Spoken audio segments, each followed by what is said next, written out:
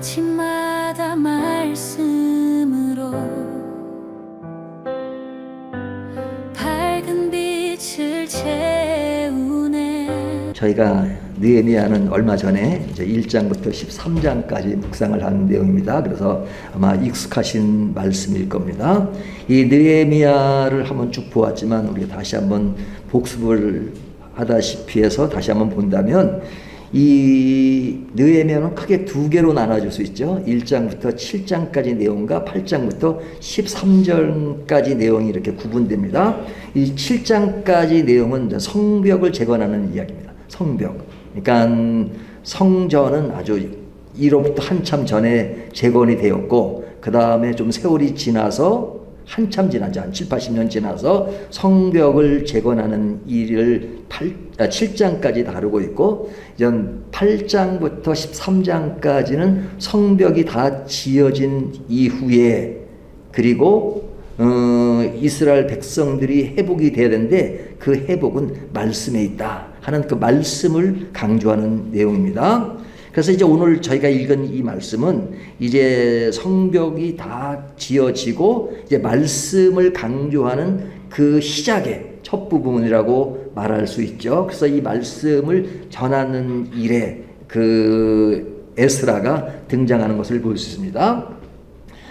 근데 이제 이 말씀은 전 그 어떤 성벽을 재건한다는 이야기는 그냥 물리적으로 그 성벽을 재건한다는 그 이야기지만 사실 오늘날 우리들에게 적용을 해본다면 우리의 모든 인생은 늘 성벽을 재건하며 살죠. 성벽을. 이 성벽이라고 하는 것은 우리의 삶의 터전이잖아요. 그러니까 이스라엘 백성들에게 성벽이 무너졌다는 것은 자기들을 보호하고 자기들의 울타리를 안전하게 하는 그것이 무너졌다는 것이거든요. 그렇기 때문에 이스라엘 백성들이 그 성벽이 무너진 그 상황은 자기들의 보호막이 무너진 것이기 때문에 굉장히 불안한 상태이기 때문에 그런 자신들을 보호한다는 삶의 울타리를 친 것이 성벽이라면 오늘날 우리의 삶에도 항상 성벽이 있는 거죠. 어떤 개인의 성벽이 있잖아요. 내 인생 살아가면서 나를 지키고 또 가족을 지키고 또 내 주변을 지키는 나름대로 성벽이 있습니다. 심리학에서는 이제 방어기제라는 것이 있잖아요.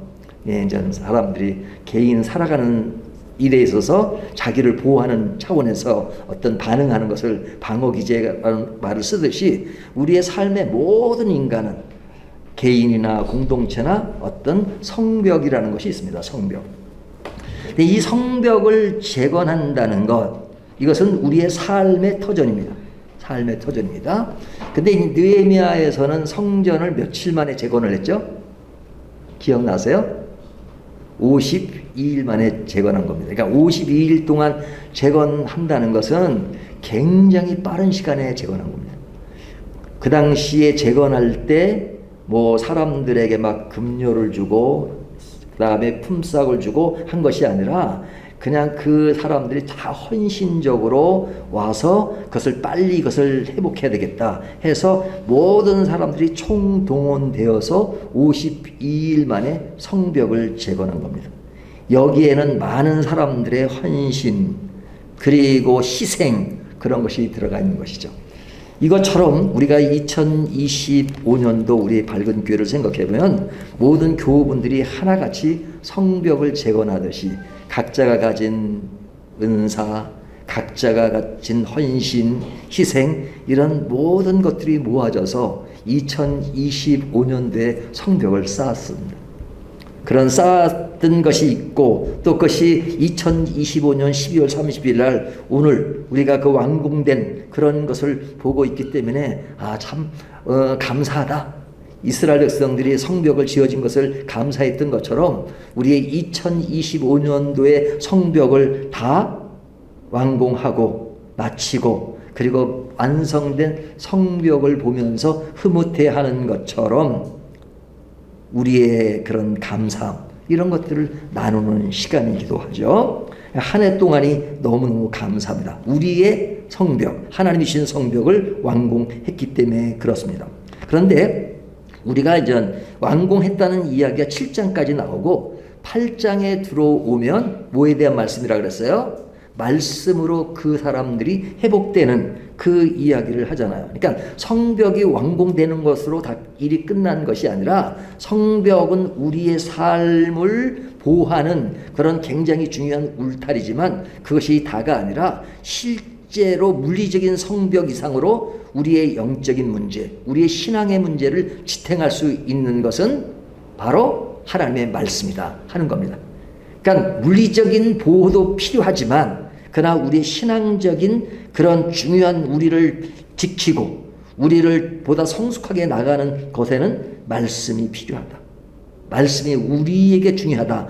그렇기 때문에 8장부터 되어지는 이야기는 바로 이 말씀에 대한 이야기입니다. 그래서 느헤미야는 52일간의 성벽을 완공한 다음에 무엇을 하냐면 자신들이 52일 동안 지었던 그것들에 대한 자랑과 그런 것을 언급하지 않고 곧바로 8장에 들어오면 그것을 지키고 지탱해 나가야 될 지도자, 문지기, 노래하는 자, 레위인들을 세워 공동체를 보호합니다. 공동체를 보호하는 것은 물리적인 건물도 필요하지만 그곳에 있는 사람이 주가 돼서 사람의 그런 건강한 상태로 이어질 때 공동체를 보호할 수 있는 것처럼 그들을 딱 임명하고 그리고 그 안에서 우리의 신앙을 지키는 것은 무엇이냐? 하나님의 말씀에 굳건히 서는 것이다. 굳건히 서는 것이다 하는 것을 이야기합니다. 근데 이 굳건히 선다는 것들에 대한 간절함, 그것이 누구로부터 출발하느냐? 오늘 말씀 8장 1절에 보면요. 이스라엘 자손이 자기들의 성읍에 거주하였더니 일곱째 달에 이르러 모든 백성이 일제히 수문함 강장에 모여 학사 에스라에게 여호와께서 이스라엘에게 명령하신 모세의 율법책을 가져오기를 청하매. 자, 율법책을 가져오기를 청한 건 누구예요? 에스라가 아니라 백성들이. 그러니까 백성들이 나서서 하나님의 말씀을 듣기를 열망하는 그런 모습을 보여주고 있습니다. 그러니까 이 말은 그냥 지나칠 수 있는 말일지 모르지만 그러나 어느 조직이나 어느 교회나 또 어느 사회나 가장 좋은 것은 그 안에 사는 사람들이 주체가 되어서 모범적으로 그들이 먼저 나서서 자발적으로 하는 것처럼 좋은 일은 없죠. 우리가 그것이 잘 안 되면 위에서부터 막 그냥 강제적인 그런 것을 만들어서 규율도 만들고 그런 거 만드는 것, 그것은 이 세상 살아가는데 없을 수가 없는 그런 것이지만 그러나 그것 전에 그런 것이 없이도 행할 수 있다면 그것처럼 좋은 것은 없죠. 우리가 이 법이라고 하는 것이 문제가 생기니까 자꾸 법을 만드는데 그 법을 만들 때는 제재하는 것이나 또 그것을 보완하는 차원에서 법이 생기고 하잖아요. 그러니까 그런 사회 질서가 잘 안 되는 나라일수록 법이 발달하고 법 조항이 많습니다. 하지만 그런 것들이 잘 이루어져서 그냥 법이 없어도 잘 되는 그런 세상이 된다면 얼마나 좋겠습니까? 그러나 인간 사는 세상에는 그럴 수가 없으니까 법이 만들어지는 것이죠. 또 만들 수밖에 없는 것은 이 세상이 완전하지 않기 때문에 그렇습니다. 그런데 오늘 본문에서 우리가 완벽한 것을 말할 수는 없지만 그러나 이 백성들이 먼저 에스라에게 율법책을 가져와서 우리들을 향해서 낭독을 하고 알려주기를 원하는 그 마음, 성벽이 지어진 이후에 이런 마음을 피력한 것은 너무너무 아름답고 너무너무 귀하고 너무너무 중요한 교훈을 우리에게 주고 있죠. 그래서 뒤에 보면 에스라가 율법책을 낭독할 때 그들이 어떻게 반응해요?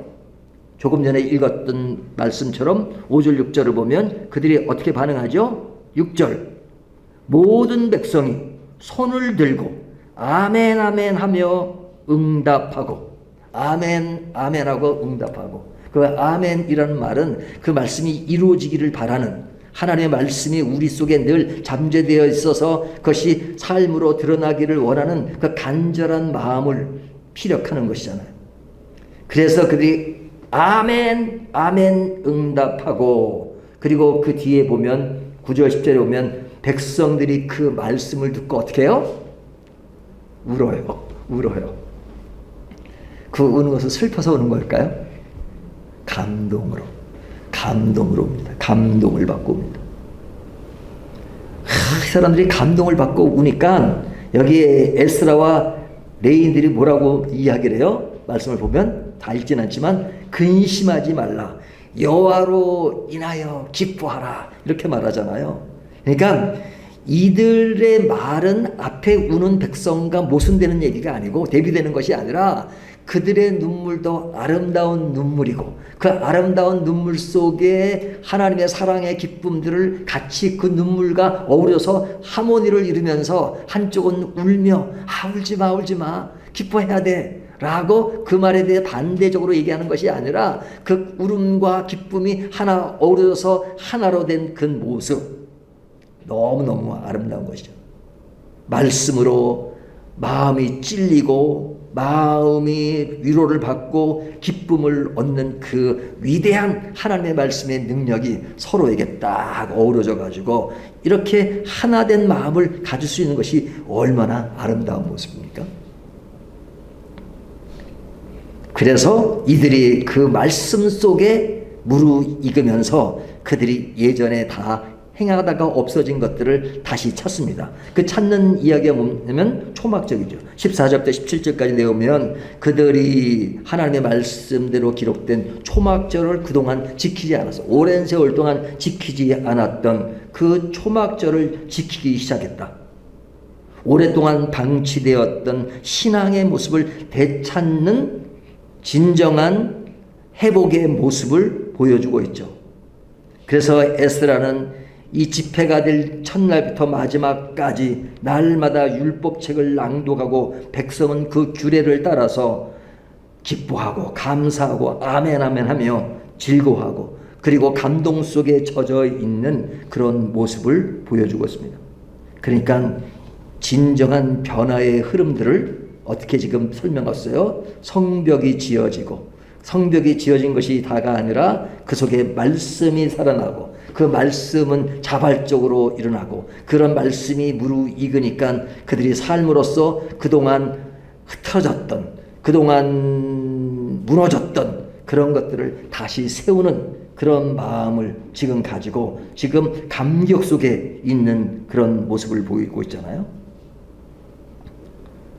그러니까 우리의 신앙이라고 하는 것은 우리의 삶에 늘 성벽을 쌓고 살잖아요. 근데 그 성벽의 가장 중요한 것은 우리가 말씀이라는 거죠. 말씀. 근데 우리 교회는 시작할 때부터 뭘 강조해요? 늘 말씀을 강조하잖아요. 늘 말씀을 강조해요. 그러니까 늘 말씀을 강조하기 때문에 우리 교회는 뭐 매일 말씀이고 그리고 또 작년, 올해도 말씀인데 또 내년에도 말씀이고 그러면 어떻게 보면 말씀은 신앙생활하는데 가장 기초 단계의 모습이 아니겠느냐 그렇게 생각할 수 있습니다. 물론 말씀은 모든 신앙의 기초일 수 있습니다. 하지만 그 기초라고 하는 것은 우리가 중급, 고급이 있는데 그 중에 제일 첫 단계를 말한다기보다는 기초라고 하는 것은 사실은 건물로 말하면 기둥과 같습니다. 기둥이 무너지면 건물은 무너지는 겁니다. 기둥과 같은 것이죠. 그렇기 때문에 말씀은 첫 단계의 시작에 불과한 것이 아니라 우리 신앙의 all of them, 전부입니다. 말씀이 없으면 사실은 모든 것이 다 무너진 것입니다. 그렇기 때문에 말씀을 강조하는 것은 우리는 어떤 상황에서든지 말씀을 지키는 교회가 된다. 그것은 교회도 그렇지만 우리의 개인 생활도 내가 말씀에서 멀어지는 순간 내가 가지는 그 하나님과의 관계 속에서 나도 모르게 흩어지고 그리고 내 자아가 또 살아나고 그리고 내 중심적인 삶을 살게 되고 그리고 하나님을 향한 신앙의 모습은 있지만 그러나 세속적이고 또 그릇된 방향으로 갈 수밖에 없습니다. 내가 눈치를 못 챈다 할지라도 관심이 어디로 자꾸 바뀌어요? 제가 늘 강조하잖아요. 51대 49의 원리. 내 신앙이 50일이면 그것이 발전돼서 내 어떤 인간적인 그런 삶을 능가하지만 세속적인 것이 51%로 가면 자꾸만 신앙은 줄어들고 그리고 세상적인 흐름이 더 앞서가게 됩니다. 그러니까 우리의 신앙이라고 하는 것은 하나의 지식으로만 가져도 안 되고 그냥 감정으로만 느껴도 안 되고 또 우리가 지금 만족하는 어떤 상태에 있는 것만으로 아니라 진짜 그것이 삶의 모습으로 정말로 하나님을 인지하고 느끼는 그것, 말씀 속에서 그것으로 자꾸 나가야 됩니다. 우리가 뭐 자전거를 타려면 이렇게 가야 된다 저렇게 한다 이론적으로 아무리 알아도 실제로 자전거를 타보기까지는 자전거를 탈 수 없습니다. 수영에 대한 이론을 아무리 알아도 수영을 실제 해보기까지는 수영을 못하는 것처럼 우리가 늘 그 말씀 속에 하나님을 아주 살아있는 말씀으로 딱 간직해야죠. 우리가 올해를 마치고 내년을 강조할 때 말씀을 강조하는 이유는 뭐냐면 이론으로 많이 알죠. 이론으로. 그렇죠? 뭐 이론으로는 뭐 모르는 게 없을 정도죠. 뭐 예를 들면 제가 이론으로 잘하는 것 중에 하나가 살 빼는 방법. 일단은 먹는 걸 줄여라. 운동을 열심히 해라. 그거 모르신 분 계시나요? 알아요. 근데 아는데도 불구하고 왜 살이 안 빠져요? 어떤 분은 살이 찌셔야 될 분도 있지만 이론적으로 몰라서가 아니라 실천이 안 돼서 그렇잖아요. 실천하기 힘든 겁니다. 그러니까 말씀을 내가 이론적으로 이해하면 나는 말씀을 다 안다라고 생각해요. 하지만 아는 건 아닙니다. 살 빼는 방법을 안다고 살 빼는 것이 되는 게 아닌 것처럼 이론으로 알면 사람들은 그 인지에 대한 그 느낌은 그냥 진짜 알므로 느끼지만 그러나 인식만 가지고 아는 것이 아니죠. 내 삶으로 딱 가야 되죠. 운동할 때 그런 얘기 많이 하잖아요. 뭐, 운동하러 저 탁구 치러 가면요. 선생님들이 굉장히 많아요. 다 그냥 한마디씩 해요. 그래, 뭐 이렇게 치고 저렇게 치고. 근데 초보 운전자가 뒤에 써놓은 글이 생각나요. 답답하시죠? 저는 죽겠으라움. 초보 운전자 뒤에 써놨어요. 답답하시죠? 저는 죽겠으라움. 우리의 인생이 그렇습니다. 답답한 게 많지만 그러나 그 안 되니까 문제란 말이죠. 그렇기 때문에 또 말씀을 강조하는 이유는 뭐냐면 말씀이 조금씩 우리의 삶을 지배하면서 그것이 삶의 습관이 되고 그리고 실제로 하나님을 만나는 그런 아주 리얼한 상황 속에서 말씀을 접할 때 우리에게 삶의 변화가 조금씩 이루어지고 그리고 그것이 가다 보면 어느 위치에 오게 된다는 것이죠. 그렇기 때문에 말씀으로 새롭게 되는 신앙은 굉장히 중요합니다. 이미 새로워져 또 새로워지느냐? 네, 또 새로워져야 합니다. 성벽 재건은 목적이 아니라 수단입니다. 최종 목표는 성벽을 재건해야 될 이유는 그 백성들이 하나님을 예배하고 말씀으로 새롭게 되는 단계가 최종점이에요. 그래서 성벽이 필요한 겁니다. 근데 성벽은 쌓았는데 그런데 그래서 외적인 물리적인 나의 보호막은 생겼는데 그 안에서 최종적으로 가야 되는 그 말씀 속에 이르지 않는다면 그것은 모양만 있는 것이죠. 우리의 삶도 마찬가지입니다. 우리 오늘 한 해 동안 말씀으로 늘 지켜주시고 또 우리도 그런 삶을 중심으로 해서 간 건 너무너무 감사하죠. 그래서 감사한 것들을 또 감사하면서 이전 새해에도 정말로 우리의 신앙에 끊임없이 붙잡아야 될 것이 무엇이냐? 말씀과 예배. 그 예배라고 하는 것은 우리가 모여서 드리는 예배뿐만 아니라 내 개인적인 삶 속에 하나님을 만나고 예배하는 것. 특별히 저희 교회가 강조하는 것은 그냥 모이는 예배도 강조하지만 그러나 삶의 예배가 되어진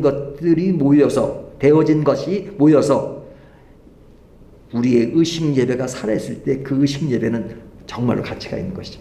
존경하는 마음이 인사로 될 때 의미가 있는 것처럼 삶의 예배는 없는데 교회 예배만 있다. 그러면 이것은 그냥 하나의 그런 형식만 갖추는 격이 되니까 우리가 이 말씀을 강조하는 것은 우리의 신앙의 말씀은 기초가 아니라 내 마음속에 절대적으로 자리 잡아야 되는 것이죠.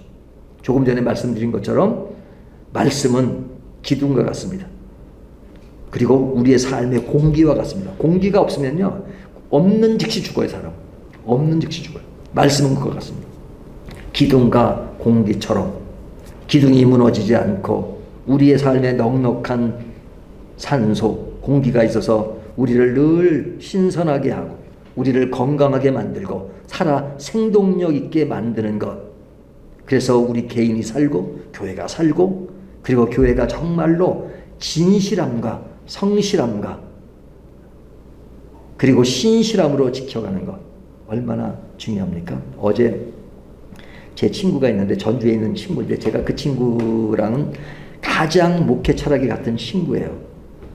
근데 어제 은퇴한다고 마지막 설교를 하고 페이스북에다가 오늘 마지막 예배고 끝난 다음에 이제 교인들이 은퇴한다고 꽃다발을 주고 그런 것이 페이스북에 올랐더라고요. 그래서 제가 그런 글은 잘 안 쓰는데 그날만큼 어제 밤에 늦게 그걸 보고 거기다 댓글을 굉장히 길게 달았어요.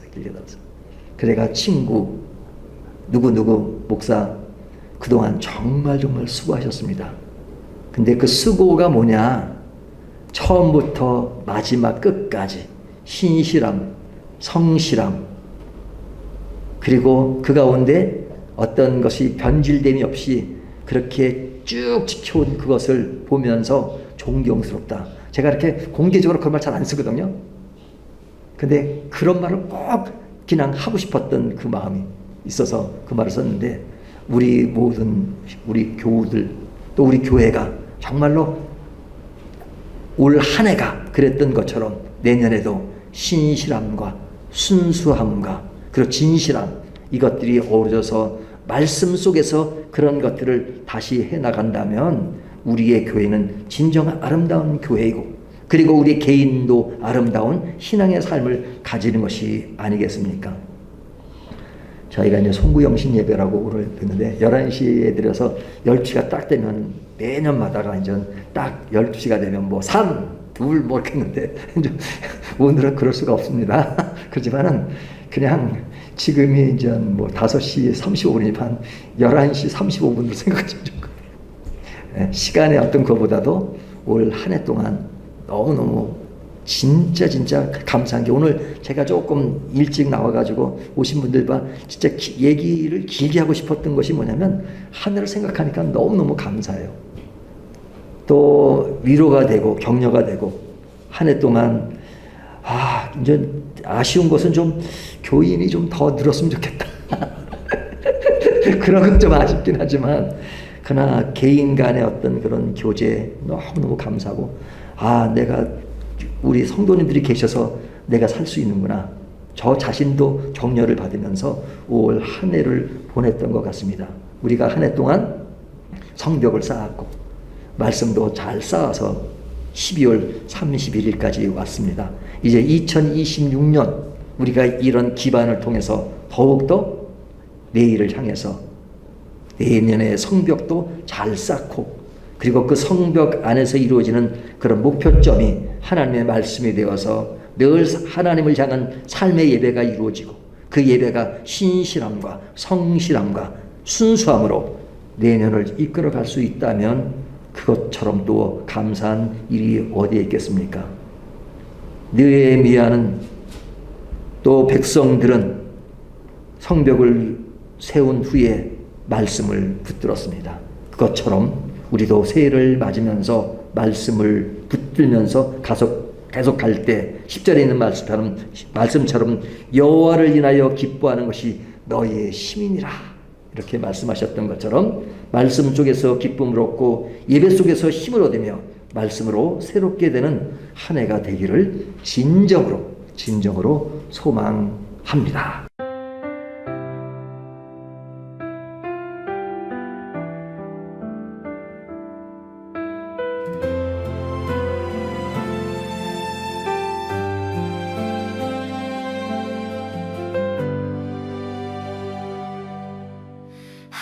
아침마다 말씀으로 밝은 빛을 채우네.